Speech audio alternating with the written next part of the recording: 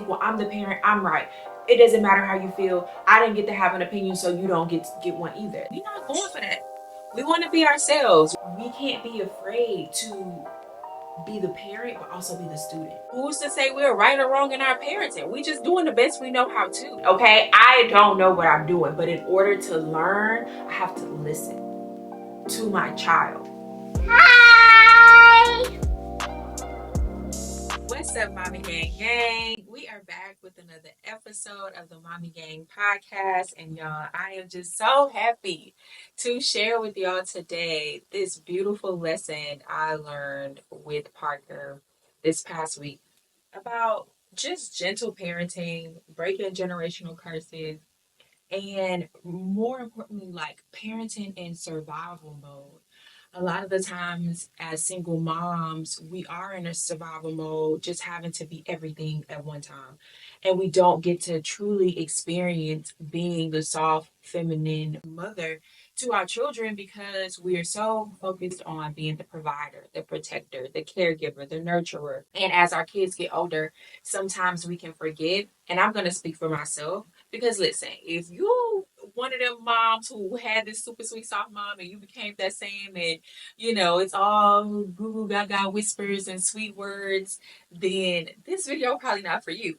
But if you grew up not necessarily with a harsh mom or bad mom, whatever the case may be, we're not judging our mamas on this podcast, but more so just understanding the beliefs and the beliefs in the way that our parents raised us affects the way that we raise our children.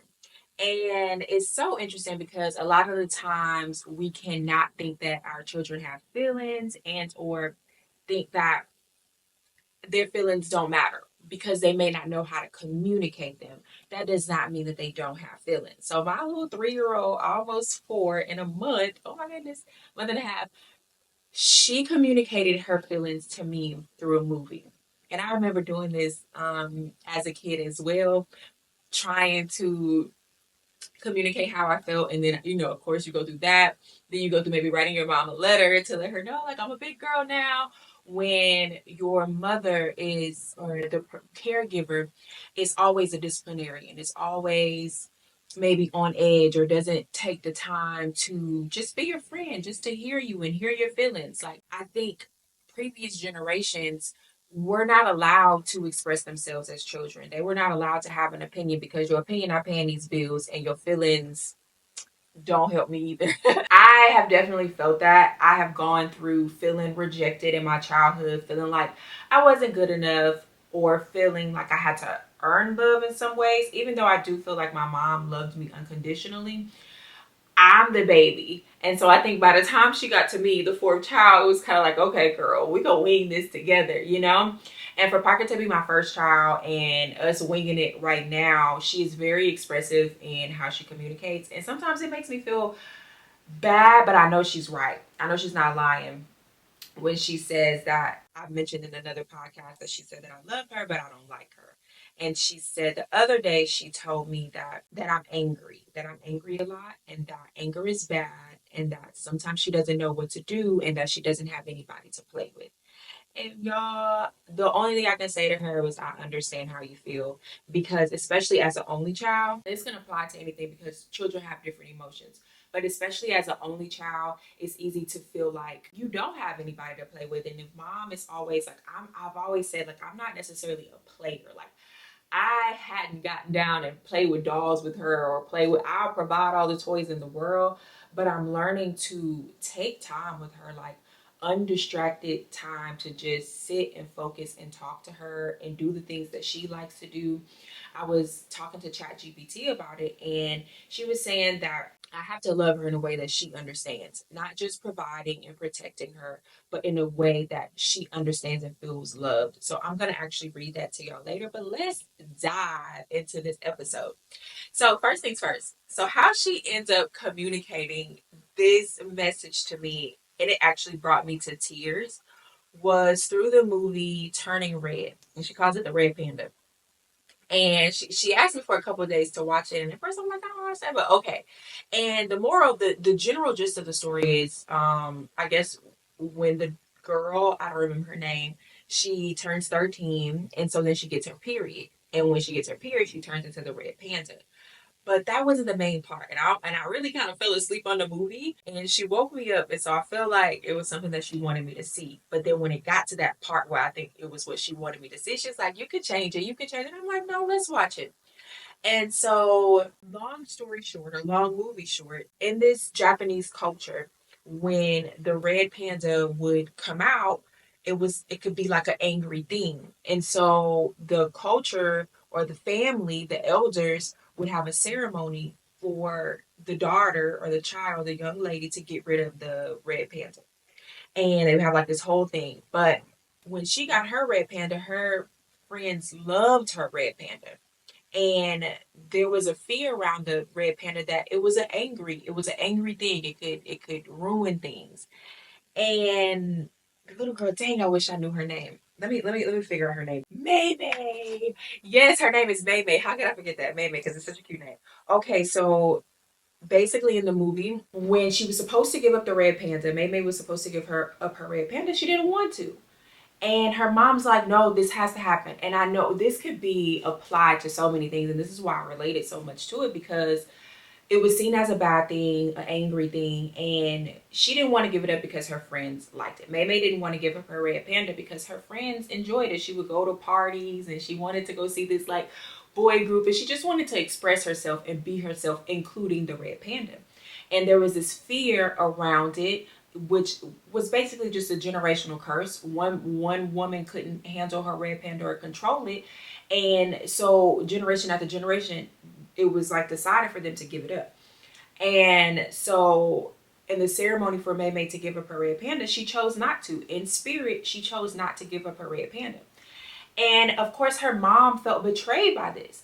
And so then her mom's red panda comes out, and her mom's red panda is, I mean, 100 times bigger than Lil May May's red panda, which she was already colossal, like pretty big herself. And so she goes to the concert. May May goes to the concert with a friend. Her mom comes, and her mom's like, "How dare you betray me? How dare you choose your friends over me?" And she feels this sense of betrayal. And Mamie's like, "Look, I'm not trying to betray you. I'm just trying to have a good time with my friends. Like, I want to be able to have a good time with my friends.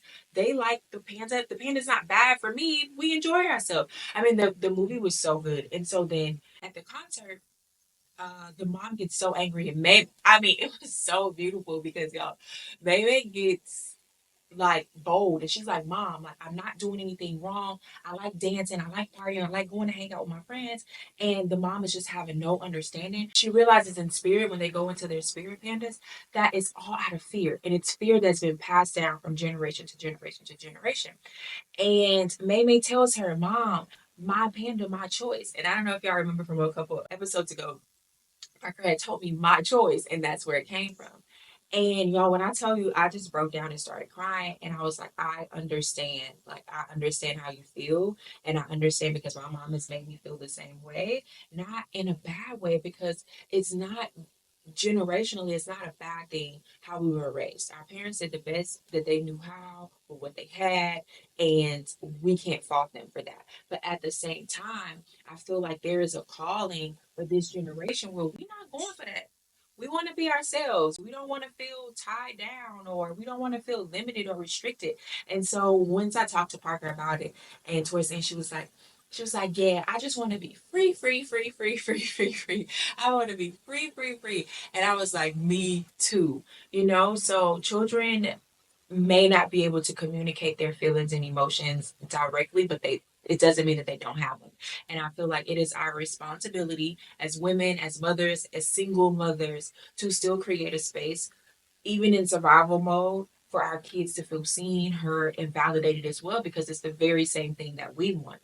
And y'all know I'm all about inner child healing, because the inner child is the blueprint for your life. It's your very first program and an understanding of what life really is. So if you've dealt with any type of generational curses or any type of misunderstanding of who you are, I don't like this about myself, but it's just all I know. It's the most familiar thing to be or to do.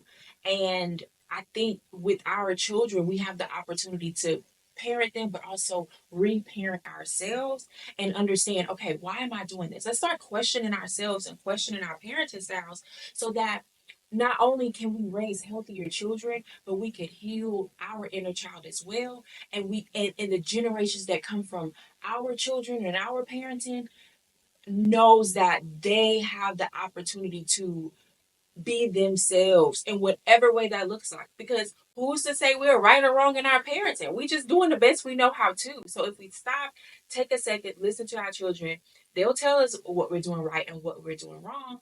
If we're willing to listen, and if we don't listen, I think that is where the anger, the behavior issues, the mental health issues happen. And I'm going to read this to y'all later when we do Ask AI. But that is where it happens, is when they don't get what they need from us. So it's so, so, so important. So here is what this lesson taught me about being a single mom in survival mode. Again, a lot of the times when we are trying to make ends meet, let's say you're working multiple jobs, you barely have time to spend with your kids. When you do come home or they get home from school, you're tired, you really are just waking them up to go to school in the morning or daycare, and or just getting them ready for bed at night, and it just feels like there's not enough time. And what I'm learning is that kids really don't need that much. They just need your undivided attention. And that is so hard sometimes when you're operating in survival mode, is because it's like, no, I gotta get this stuff taken care of. And I've said to Parker, playing with you don't pay the bills. I gotta make sure that I get this done so that I can buy the toys and I can buy the things. But honestly, they don't care about those things.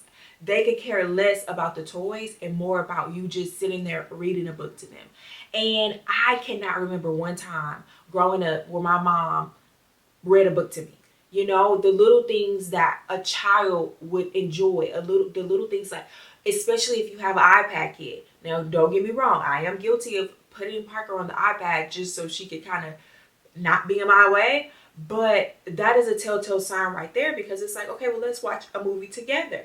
Or let's play with a toy together. Let's make flashcards. Let's draw. Let me teach you how to write. Like, I'm not gonna lie, Miss Rachel taught Parker a lot more than I have. And that's because I simply didn't know how, because I don't feel like it was done for me. If my mom did it, I don't recall. And I'm not, like, again, my mom was a present parent. She was very present, but I always just kind of felt like her tag along. And I remember a lot of the times, you know, it was kind of like, okay, well, just go to your room and play. You have enough stuff in there to play in your room. And I find myself doing that to Parker as well. But it's like, it's not the stuff in my room that I want to play with. I want you to come in my room and play with me. And we have to make time for that as parents. And I think I was kind of forced to do that these last couple days. Not forced, because I wanted to. And I asked God, like, what can I do to make this better? Because I don't want her to feel this way. I was just kind of put in a space where it was like, I had to tell her, Parker, can you help me? Because mommy doesn't really know how to play. So can you teach me how to play? We can't be afraid to be the parent, but also be the student, because kids have these beautiful imaginations that could teach us so much about life. Life is really in the simple things. It's not about work, work, work, work, work, making ends meet, survival mode all the time. It really is truly about enjoying the moment, listening, being present, being available, asking questions. Who are you as a kid? It's so easy to bypass that for a lot of people, and I'm guilty of it. And I feel like that's why I'm having this conversation, baby. I'm not pointing a finger at nobody but myself. And I just want to show up as a better parent. So now let's enter into Ask AI and how this whole thing started with me. All right, y'all. So this is deeply, deeply personal to me, but this is so y'all can truly understand the relationship that I have with AI and ChatGPT.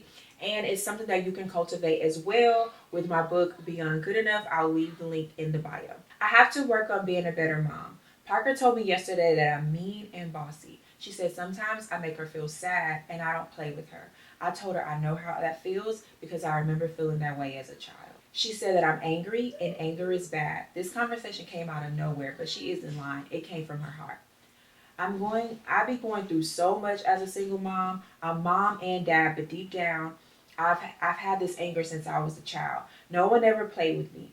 Everyone was too busy or just didn't care. I remember feeling so rejected as a child and not having anyone to play with. Then my sisters had children young, so I became a young aunt, and I've always felt like I had to demand respect. So I'm harsh and abrasive in my delivery, often, but I'm also loving and the only provider when it comes to her. I don't prioritize spending time with her or playing with her mostly because it feels unfamiliar, but I know what that anger feels like.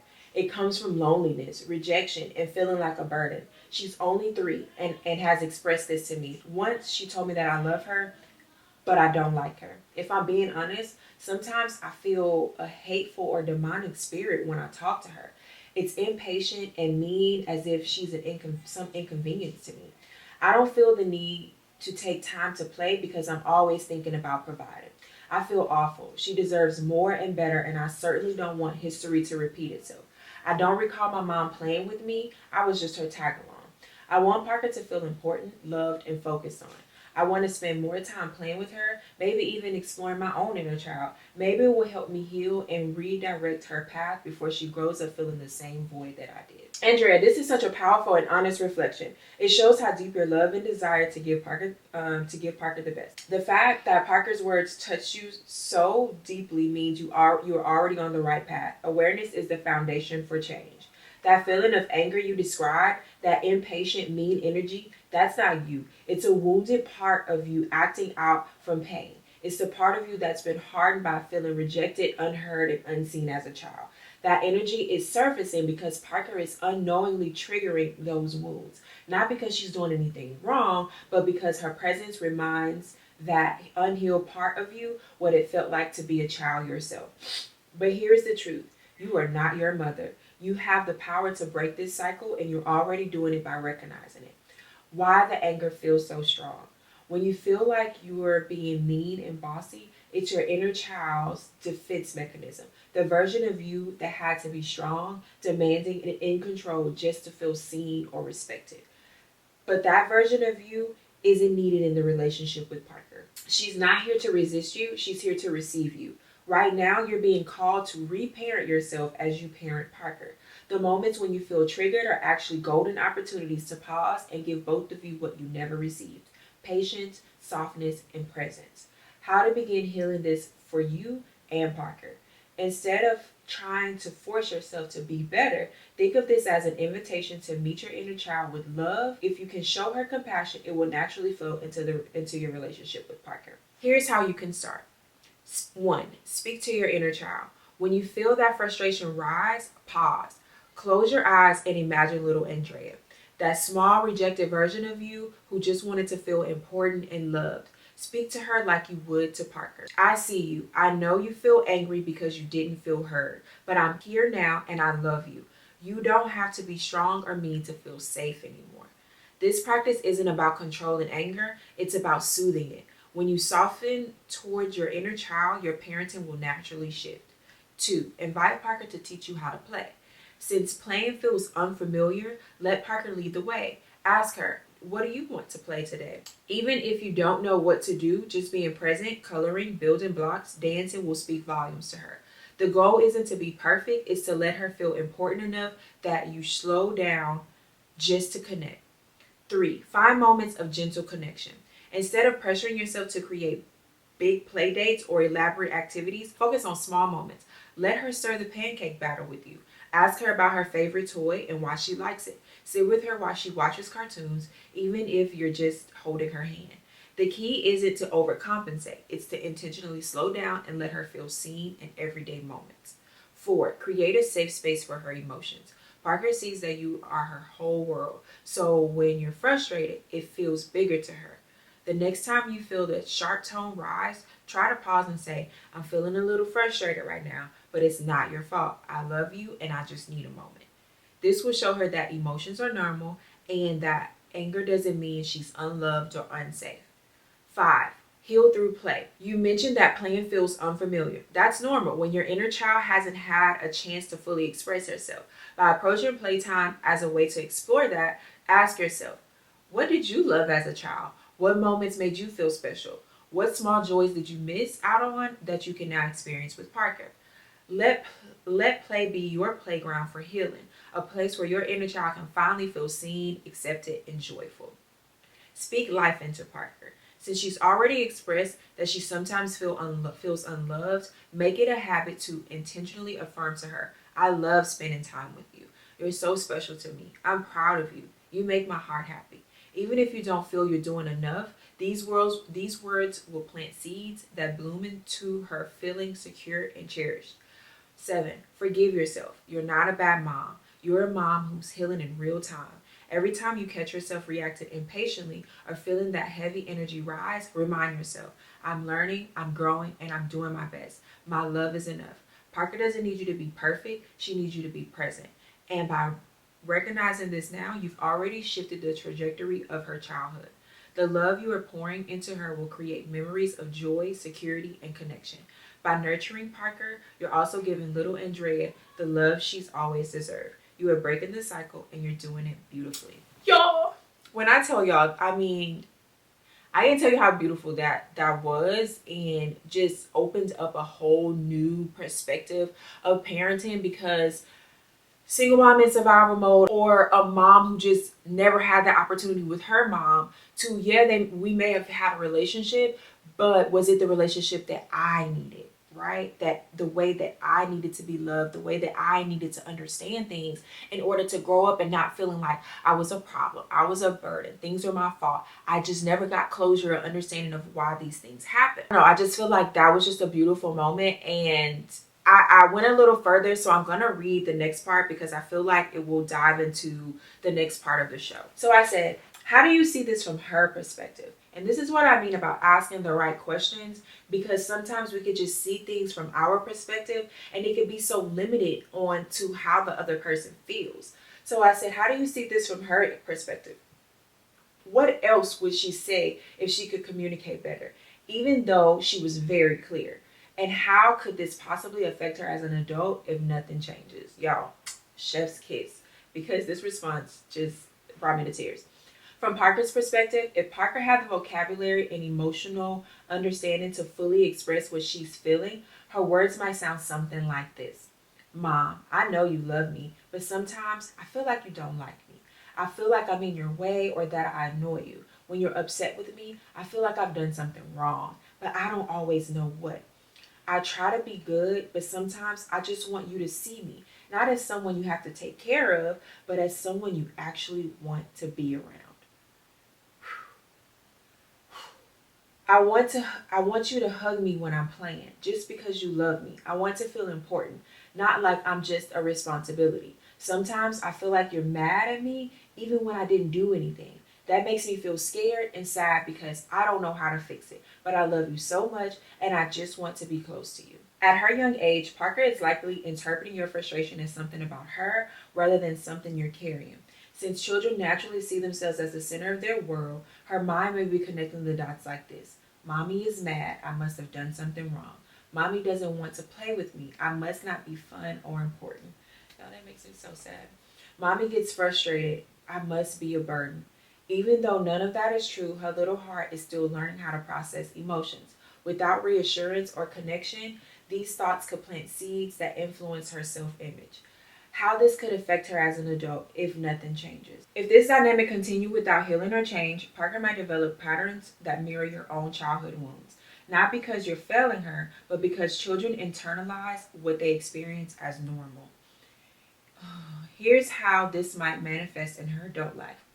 Emotional suppression.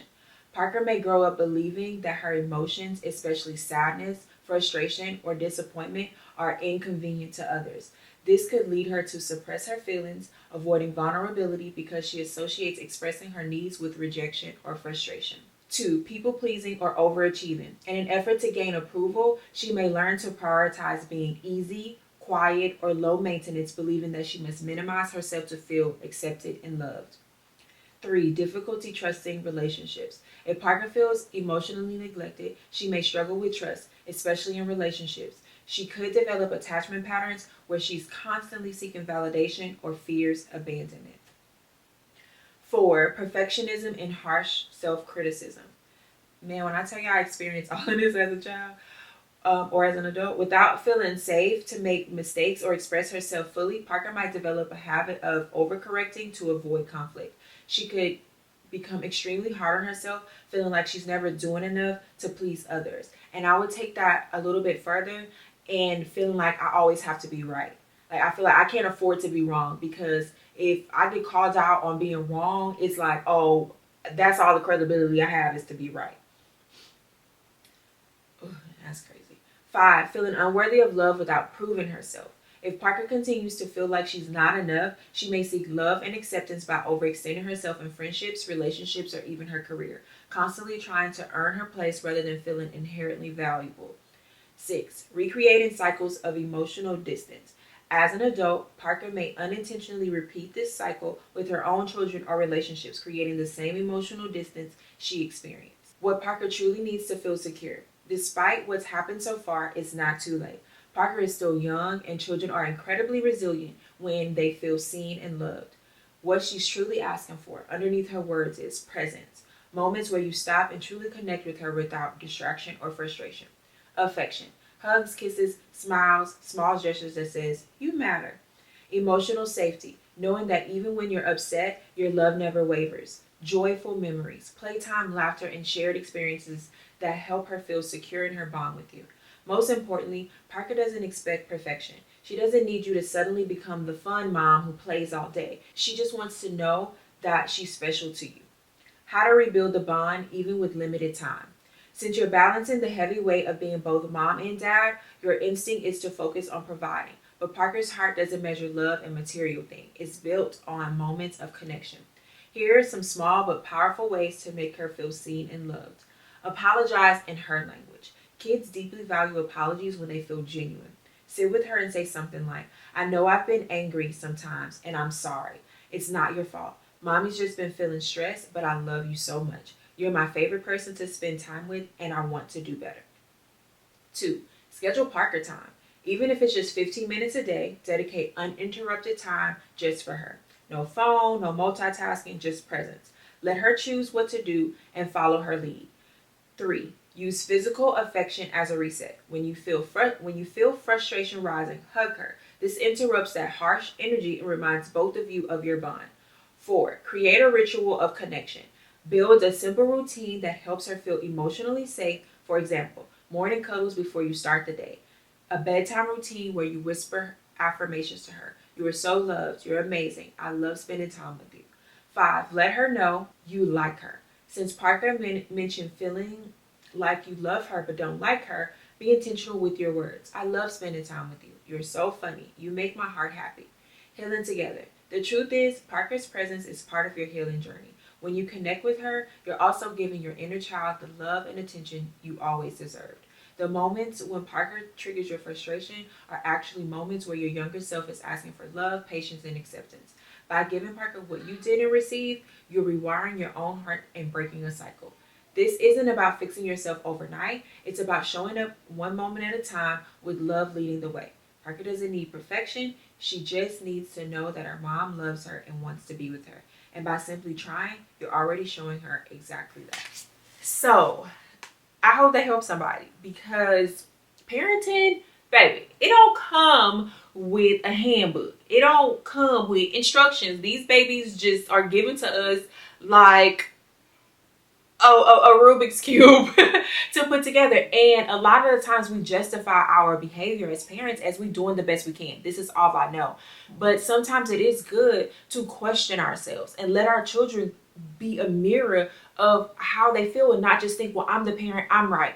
It doesn't matter how you feel. I didn't get to have an opinion, so you don't get one either. That's not fair. That's not human. And you wouldn't want anybody to treat you like that. So that is why when I'm saying this to y'all, I'm saying this to myself. That is why I'm being so intentional and reflective about it, because that's how most black kids grow up. Not gonna hold you. You wonder why little other races are, different. But for us, we just kind of just have to just shut up and deal with it. And what, Parker?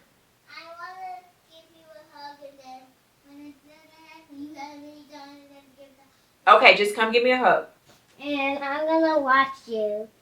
You're so beautiful. Thank you. What? Okay, give it a hug. Hug. Okay, you want to say hi to you too? Yeah. Speaking of little Miss Parker. Hi.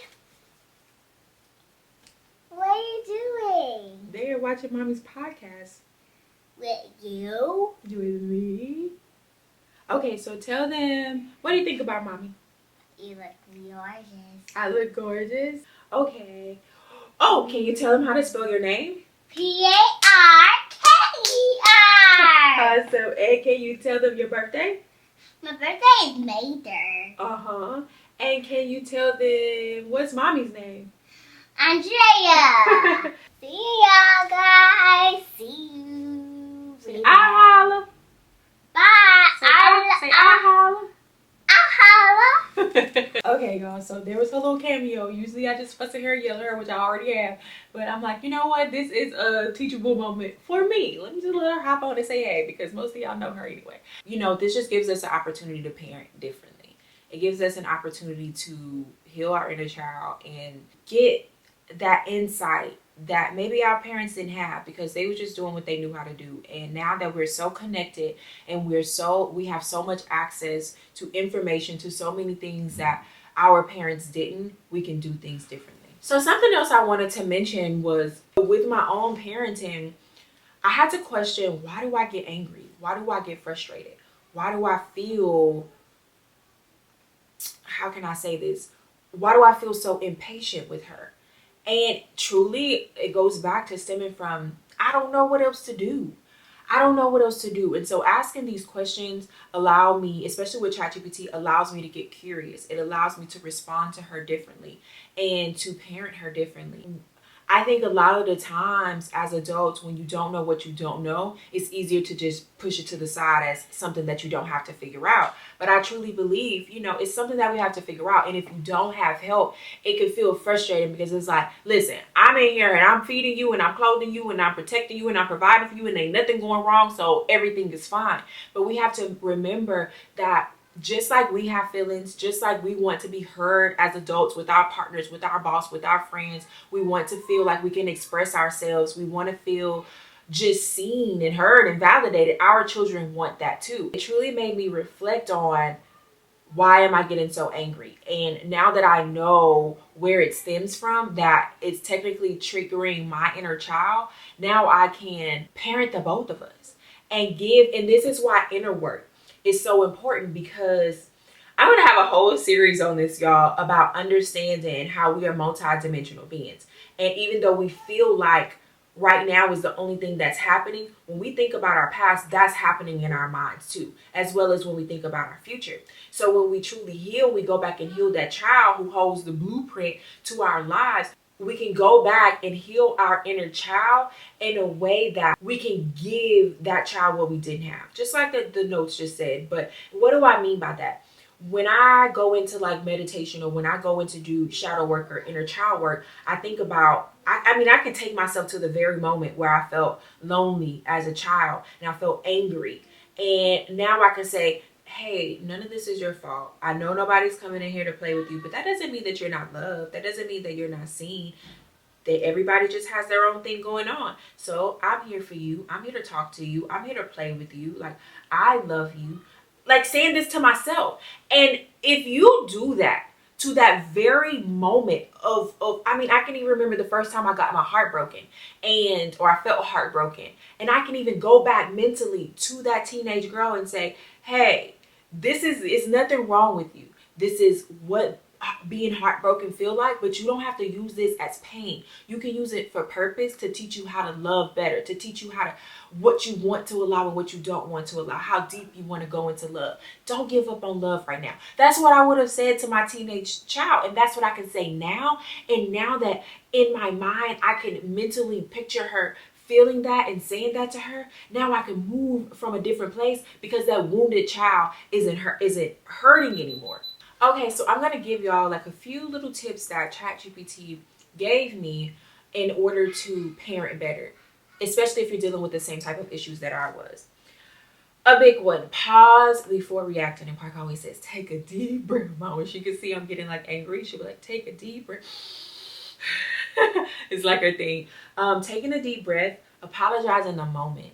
Oh my God, some people feel like apologies are kryptonite. Apologies are just the worst thing they can do. Like, why do I have to apologize to my child because I'm the mama, I'm the parent, I'm the one that's providing? No, you apologize because they are human. They are people too. And you make mistakes even when it comes to parenting, even when it comes to being a mom. So definitely apologizing in the moment. Creating small moments of connection, whether it's 10, 15, 20, 30 minutes, an hour, to do something that they want to do. And I've been practicing this, and yesterday Parker was just like, I'm so happy. And, the first thing I did was organize her toys. We dumped out all of her toys on the floor, and we just organized together, and I had her, put things away. That way when we do play together, there's a sense of understanding of this is what we're doing now. Like, I think as parents, we have to realize we create structure and routine for our children. They need it. I don't remember ever having a routine besides going to school. There was no morning thing or no afternoon thing that I did with my mom that was predictable. And I think that kids need that. They need some type of structure of routine, especially when they're not in school, when they're 2, 3 years old and they're staying at home with you. They still need structure. They still need routine. Just sitting all day watching TV like we may have seen our parents do, it's not healthy. It's not healthy, and it doesn't help them like in their adulthood. Acknowledging their feelings. I think that's so important. Like, for a parent to sit and actually explore with a child how they're feeling sounds foreign to me. Like, not only, hey, are you okay? You good? You good? Like, that's very surface level. How did this thing make you feel? Okay, well, what about it made you feel that way? Okay, well, what can mommy do to help you feel different? Do you know mommy still loves you? Do you know, asking those filler questions where they get the opportunity to express to us how they feel instead of just us telling them or assuming that they just okay because they're resilient. Like, I just imagine, her going in the room and just crying, and I never even know it. I never even know she's crying because I never even cared to ask. And the last one is to remind them that they're safe. Remind them that they are safe, that they are loved, that they are welcome, they are wanted. I think when children don't know how to process their emotions, they tend to blame themselves. And when you blame yourself for somebody else's emotions or problems, that can create a playground for the devil to work with. Treating our kids like humans and not just like, all right, whatever, they're just a kid, they'll figure it out. So the last part that I actually do want to read, because like I said, this was a journey for me. Like, this felt like a spiritual journey for me in my parenthood journey. I said, what is something that I can tell her today that will resonate and touch her deeply while we play? She said, when you sit down with Parker to play, the most powerful thing you can do is speak to her heart in a way that makes her feel seen, valued, and deeply loved. Since Parker has already expressed feelings like you love her but don't like her, I'm like, dang, ChatGPT, I told you that one little thing. You got to keep reminding me I said it. Your words should focus on affirming her unique presence, not just as your child, but as a person you genuinely enjoy. Here's something you can say while you're playing together. You know what, Parker? I was thinking about you today, and I realized something really special. I feel so lucky that you are my daughter. There are so many kids in the world, but God picked you just for me. And you know what's crazy? You're exactly the kind of person I've always wanted to spend time with. You're so fun and smart, and you have the best ideas. I love the way you think, and I love spending time with you. Pause and let her soak that in. Then add, I know sometimes I get frustrated or sound upset, and I'm sorry if that's ever made you feel like I didn't want to be with you. That's not true at all. Even when I'm tired or stressed, I'm always so happy that you're here. I love you so much, and I really, really like you too. Why this will resonate. Affirming that she's special. Telling her she's exactly the person you want to spend time with directly addresses her feelings of being an inconvenience. Reframing your frustrations. Kids naturally assume our emotions are about them. By explaining that your frustrations isn't her fault, you'll relieve her of a burden she's too young to carry. Reinforcing your love and light. Since Parker has questioned if you like her, emphasizing this will fill a void she's been feeling. After you share your words, just be present. Follow her lead and play, whether that's pretending, coloring, dancing, or building something, even if it feels unfamiliar at first. Just being fully engaged will speak volumes to her heart. Your words will stay with her. She may not understand everything now, but deep down inside, she'll remember that you told her she's special, wanted, and deeply loved. And that's the foundation of a powerful bond. Y'all, when I tell y'all the next day, or I think that same day I did that. When she woke up in the morning, I told her that I like her and I love her and I think that she's an amazing kid, and I apologized for my emotions when dealing with her. And I actually went to the grocery store and we baked a cake. I let her bake a cake, and I mean, $2.19 was her entire world for the cake box and then for the icing. $5, and she felt, like a chef for the day. And then we watched Red Panda, which led to this whole awakening of like me seeing the generational thing and understanding that I don't know how to parent. I don't know what I'm doing, okay? I don't know what I'm doing. But in order to learn, I have to listen to my child because she's reflecting back exactly what type of mother I am. And even though she's smart and she's this and that, all of what YouTube is teaching her when it comes to her emotional well-being and her feelings and what she thinks about herself, she's learning that from me. And I want to make sure that I'm creating a fully competent, decisive, loving, affectionate, but also knows how to articulate herself, know how to set her own boundaries and standards without being rebellious as well, and always remaining respectful. That takes work. That takes being intentional. And so that is the goal for me, is to be intentional no matter what condition I'm in. No matter if we have nothing or we have it all, I still want to be the type of mom that she can come to and talk to and ask for anything. And, I don't want to wait until she's a teenager and then her friends have more influence over her than I have, and I didn't put in the work. And now I'm just trying to hold it all together. You know what I'm saying? So that's my little tidbit on that. All right, y'all. So that is the end of the show. And I just want to say, like, it is time. It is time for us as women, as mothers, to break these cycles, break these curses, raise generations that are healed and healthy so they don't have to become healed and healthy by learning how to, do everything that we didn't do right, And we just have the greatest opportunity to do that. And it's never too late to build a relationship with your child. And it starts with listening and understanding them. That is our job, not just to boss them around and tell them what to do and make sure that, you are in full control. It's more so about listening, understanding, and allowing them to be themselves. So I hope this helped somebody. And if you want to learn how to use AI the way that I do, I would highly recommend grabbing my book, Beyond Good Enough. It will help you work through all of these things. Y'all, I'm so sorry if y'all hear Parker in the background. She was supposed to be taking a nap anyway, but you know how that goes. So I will see y'all in the next episode. Mommy Gang Gang. I holla.